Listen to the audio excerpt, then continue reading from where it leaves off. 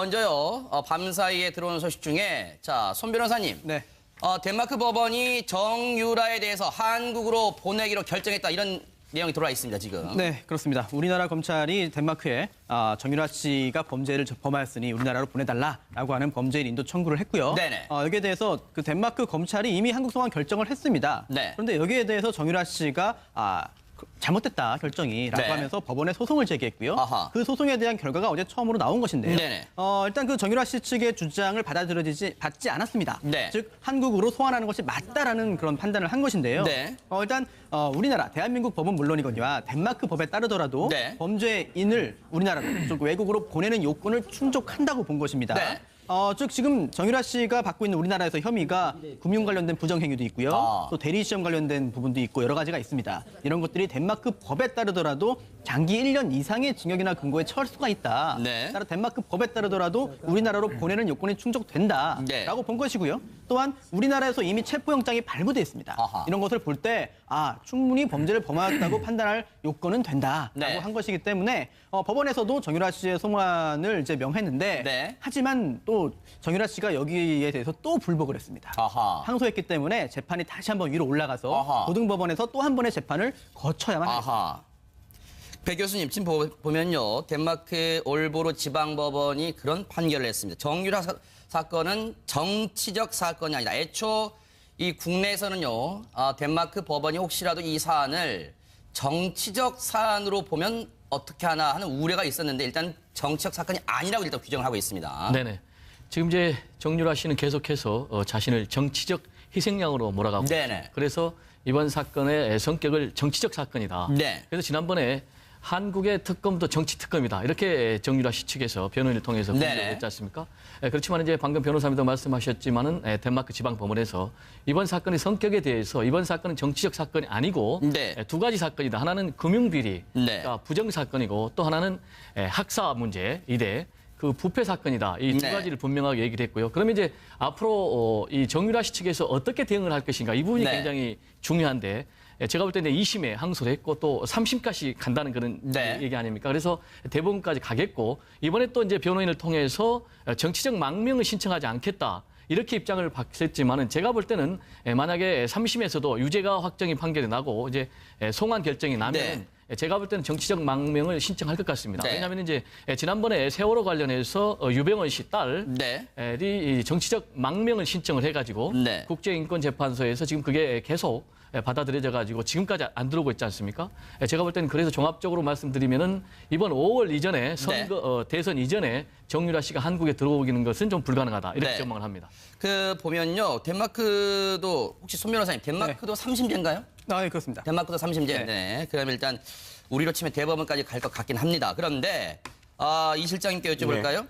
정유라 씨가 이제 송환 판결이 나자 이런 반응을 보였대요. 이걸 보면요. 역시 모전 여전이다 생각드는 게 엄마 최순실 씨도 본질이 아닌 즉 감성에 호소하는 발언들 많이 했는데 정유라 씨도 이런 얘기를 합니다.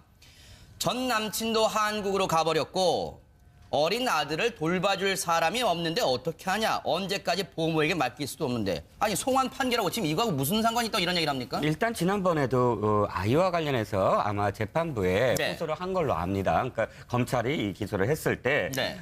지금 똑같은 얘기를 했죠. 아이를 돌볼 사람이 없다. 네. 라고 이제 이야기를 하면서 네. 사실은 불구속으로 계속 있겠다 하는 불구속으로 이런 재판에 임하겠다라는 의사를 강력하게 피력했는데 네. 자신의 의도대로 안 됐습니다. 일단 1심 재판부가 그걸 받아들였기 때문에 네. 그럼에도 불구하고 지금 사실 인권 국가잖아요. 굉장히 뭐 이렇게 인권에 대해서는 굉장히 선진국이죠. 네덜란드, 네. 덴마크나 이쪽 북부 쪽이. 그래서 아마도 물론 이제 재판부에서는 구금을 다시 이제 결정을 했지만 네.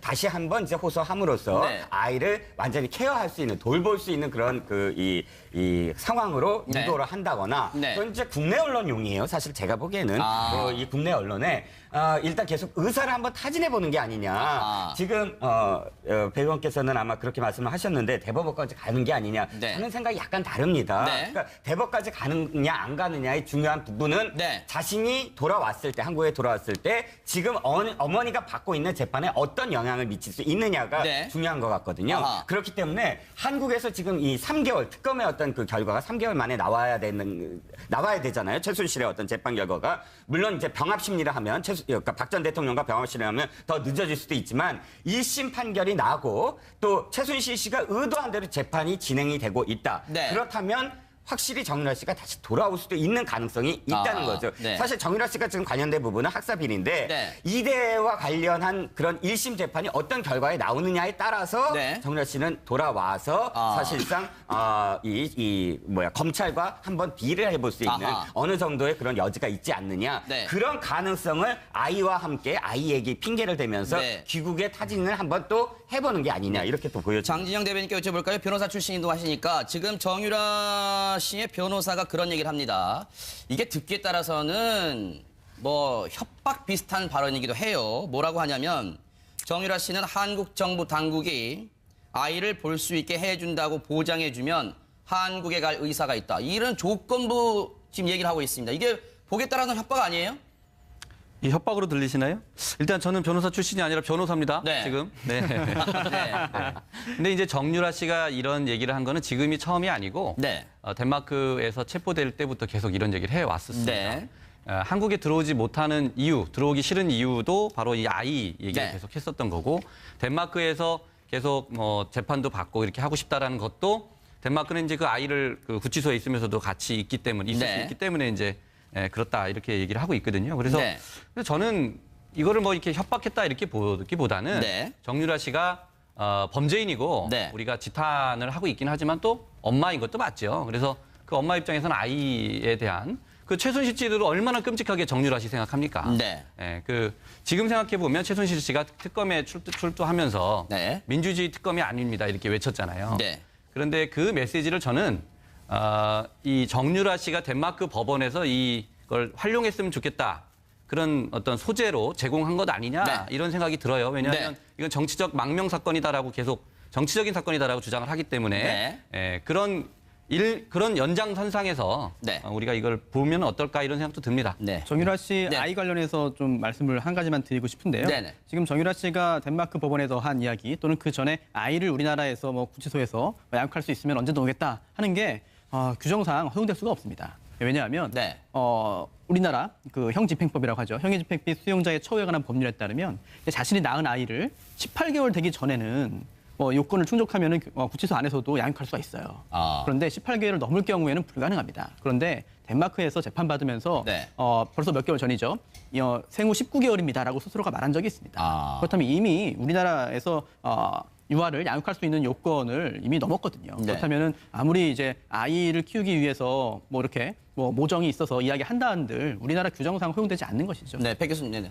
제가 이제 이종근 실장님하고 약간 다른 포인트에서 좀 말씀드리고 네네. 싶은 게 지금 최순실 씨는 전면 혐의를 부인하는 네. 그런 상황 아닙니까? 그러면 이제 최순실 씨의 아킬레스건이 결국은 이 정유라 씨거든요. 그래서 어떻게든지 최순실 씨 입장에서는 계속 부인을 하고 정유라 씨가 들어오지 않아야 되거든요. 그래서 지금 모정은 결국 굉장히 약하지 않습니까? 그래서 이 부분을 가지고 계속해서 부인을 하려면은 또 그리고 실제로 이제 삼성 관련 비리라든지 이대 관련 비리가 정유라 씨 입을 통해서 그게 인정이 되면은 다 무너지는 거잖아요. 그러니까 안 들어와야 되고 또 그다음에 정유라 씨 입장에서는 또 어린 아들이 또 결국 이제 모정으로 얽혀 있지 않습니까? 그래서 이런 부분. 그래서 네. 모정이 결국은 굉장히 이번 사건의 키워드가 아닌가 네. 이렇게 생각이 됩니다. 제가 보기에도 정유라 씨는 최종심까지 항소를 해서 네. 끝까지 안 들어오려고 할 겁니다. 네. 오랫동안 답변을 하기를 기다리고 계신 서 소장님께 여쭤볼게요. 이런 얘기가 있답니다. 기자가 이렇게 물어봤답니다.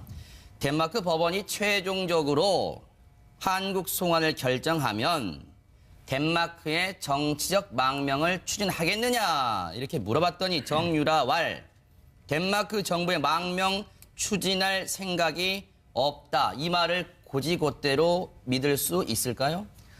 다른 건 몰라도 망명은 덴마크 당국에서 정치범으로 보지 않기 때문에 받아들여질지도 잘 모르겠고 그런데 아이를 보게 해주면 교육할 의사가 있다. 어린 아들을 돌봐줄 사람도 없는데 아이 핑계를 대는데 네. 아이가 정말로 중요하다라고 한다면 아이를 자기가 스스로 키워야 한다라면 항소를 하는 것은 말이 안 되죠.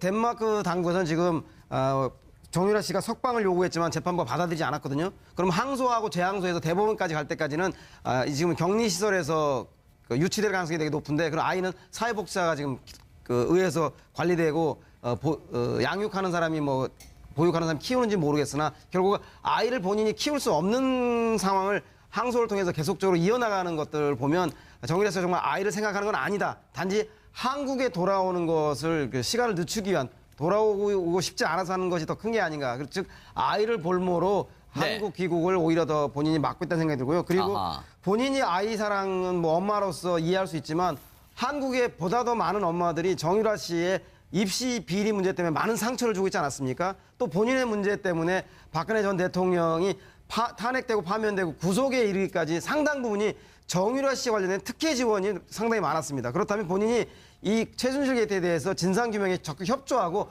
국민들에게 반성하고 선처를 호소해야지 수많은 아이의 어머니들과 국민들 앞에서 자기 아이만을 고집하는 것은 이 문제에 대한 본질을 제대로 네. 아직도 인식하고 있지 못하고 사과하고 있지 네. 않는 건 아닌가라는 생각이 듭니다. 이 실장님. 네.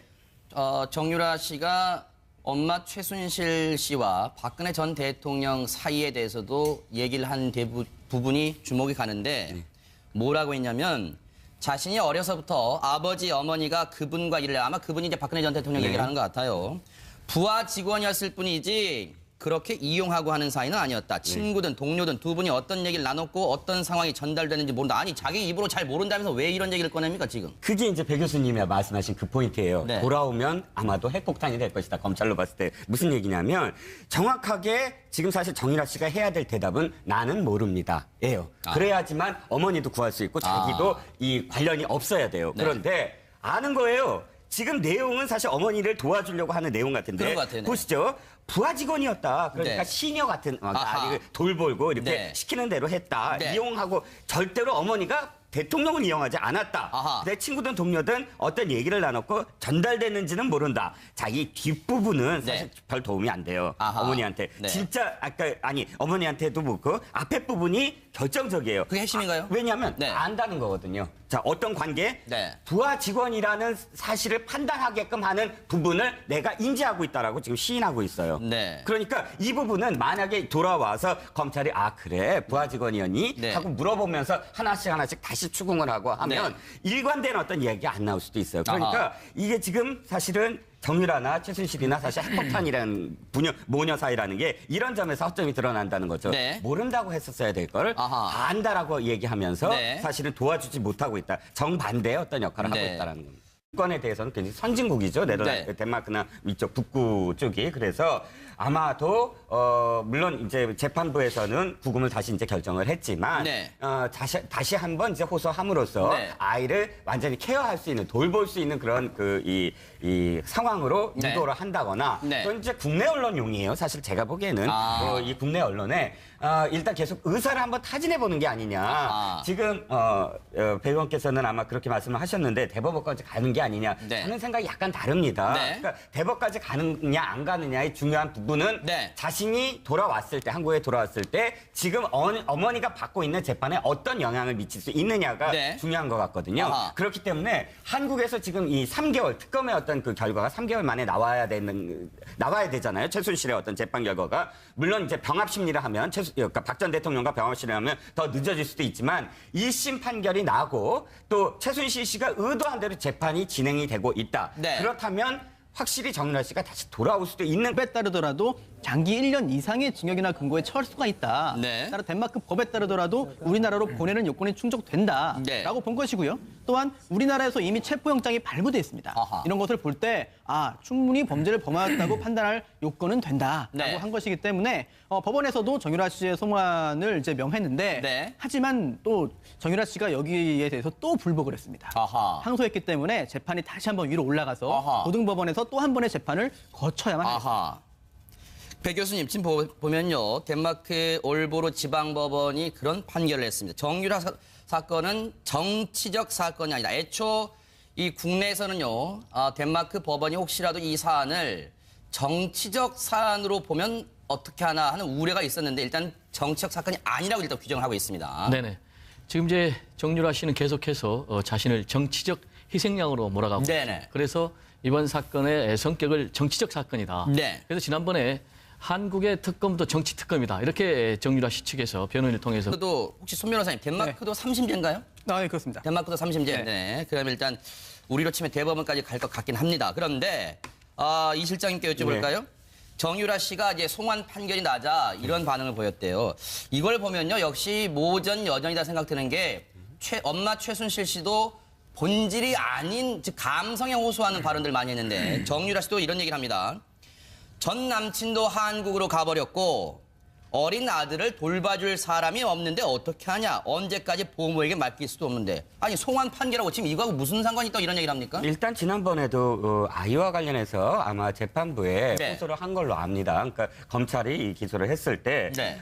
지금 똑같은 얘기를 했죠. 아이를 돌볼 사람이 없다. 네. 라고 이제 이야기를 하면서 네. 사실은 불구속으로 계속 있겠다 하는 불구속으로 이런 재판에 임하겠다라는 의사를 강력하게 피력했는데 네. 자신의 의도대로 안 됐습니다. 일단 제1심 재판부가 그걸 받아들였기 때문에 네. 그럼에도 불구하고 지금 사실 인권 국가잖아요. 굉장히 뭐 이렇게 인권 네네. 있지 않습니까? 그렇지만 이제 방금 변호사님도 말씀하셨지만은 덴마크 지방법원에서 이번 사건의 성격에 대해서 이번 사건은 정치적 사건이 아니고 네. 두 가지 사건이다. 하나는 금융비리, 네. 그러니까 부정 사건이고 또 하나는 학사 문제, 이대 그 부패 사건이다. 이 두 네. 가지를 분명하게 얘기를 했고요. 그러면 이제 앞으로 이 정유라 씨 측에서 어떻게 대응을 할 것인가 이 부분이 네. 굉장히 중요한데 제가 볼 때는 2심에 항소를 했고 또 3심까지 간다는 그런 네. 얘기 아닙니까? 그래서 대법원까지 가겠고 이번에 또 이제 변호인을 통해서 정치적 망명을 신청하지 않겠다. 이렇게 입장을 밝혔지만은 제가 볼 때는 만약에 3심에서도 유죄가 확정이 판결이 나고 이제 송환 결정이 나면 제가 볼 때는 정치적 망명을 신청할 것 같습니다. 네. 왜냐하면 이제 지난번에 세월호 관련해서 유병헌 씨 딸이 네. 정치적 망명을 신청을 해가지고 네. 국제인권재판소에서 지금 그게 계속 받아들여져 가지고 지금까지 안 들어오고 있지 않습니까? 제가 볼 때는 그래서 종합적으로 말씀드리면은 이번 5월 이전에 선거 대선 이전에 정유라 씨가 한국에 들어오기는 것은 좀 불가능하다 이렇게 네. 전망을 합니다. 그 보면요, 덴마크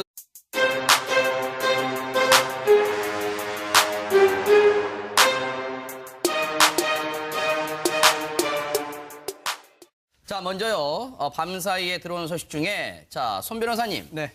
덴마크 법원이 정유라에 대해서 한국으로 보내기로 결정했다. 이런 내용이 들어와 있습니다, 지금. 네, 그렇습니다. 우리나라 검찰이 덴마크에 정유라 씨가 범죄를 범하였으니 우리나라로 보내달라라고 하는 범죄인 인도 청구를 했고요. 네네. 여기에 대해서 그 덴마크 검찰이 이미 한국 송환 결정을 했습니다. 네. 그런데 여기에 대해서 정유라 씨가 잘못됐다 결정이라고 네. 하면서 법원에 소송을 제기했고요. 아하. 그 소송에 대한 결과가 어제 처음으로 나온 것인데요. 네네. 일단 그 정유라 씨 측의 주장을 받지 않았습니다. 네. 즉 한국으로 소환하는 것이 맞다라는 그런 판단을 한 것인데요. 네. 일단 우리나라 대한민국 법은 물론이거니와 덴마크 법에 따르더라도 네. 범죄인을 우리나라로 즉 외국으로 보내는 요건을 충족한다고 본 것입니다. 네. 즉 지금 정유라 씨가 받고 있는 우리나라에서 혐의가 금융 관련된 부정 행위도 있고요. 또 대리 시험 관련된 부분도 있고 여러 가지가 있습니다. 이런 것들이 덴마크 법